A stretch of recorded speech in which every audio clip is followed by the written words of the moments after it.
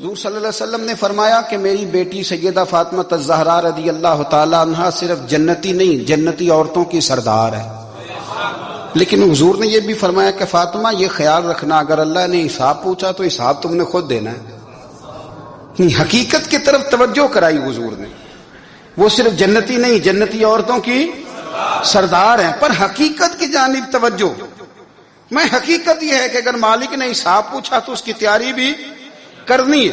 دیکھیں نا، ہمیں کچھ یقین نہیں، اللہ معاف کرے کہ ہمارا حساب کیسا ہوگا، لیکن کتنے آزاد ہیں۔ یعنی بڑی دلیری سے بندے کہتے ہیں فجر نہیں پڑھتا جی، 3 پڑھتا ہوں جی، شاہ رہ جاتی ہے جی، کپڑے صاف، بڑی دلیری سے۔ اور سیدہ فاطمہ الزہرا نے ساری رات مصلی باز رکھا ہے، حالانکہ انہیں یقین تھا کہ رب مجھے بغیر حساب کتاب جنت دے گا۔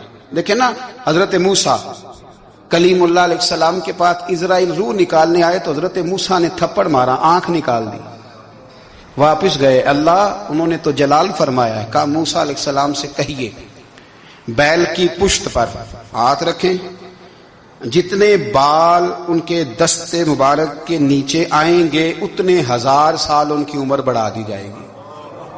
یعنی میرے کان میں کوئی بتا دے کہ جناب 60 سال بڑھ گئی، یا آپ کے کان میں کوئی کہہ دے تو خوشی ہوتی ہے کہ نہیں؟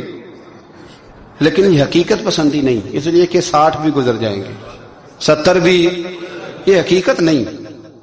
حضرت موسیٰ کلیم، چلے میں مثال دیتا ہوں، سمجھ لے 10 بال، حالانکہ بہت زیادہ آتے ہوں گے، 10 بال اگر حضرت موسیٰ کے ہاتھ کے نیچے آئے تو 10,000 سال تو عمر بڑھ گئی نا۔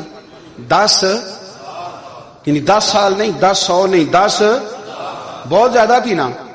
تو حضرت موسیٰ کلیم اللہ علیہ السلام سے آ کے عرض کیا گیا حضور بیل کی پشت پر ہاتھ رکھیں، جتنے آپ کے ہاتھ کے نیچے بال آئیں گے اتنے 1000 سال عمر بڑھ جائے گی۔ تو حضرت موسیٰ نے حقیقت پسندی والی بات کی، فرمایا پھر کیا ہوگا؟ 10,000 سال کے بعد پھر کیا ہوگا؟ کہ حضور جانا تو پھر بھی ہے، فرمایا پھر ابھی چلتے ہیں۔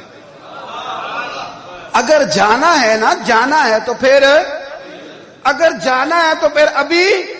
اور سجنوں اگر نماز پڑھنی ہے تو ابھی کیوں نہیں؟ اگر داڑھی رکھنی ہے تو پھر رمضان کا انتظار کیوں کریں، ابھی کیوں نہیں؟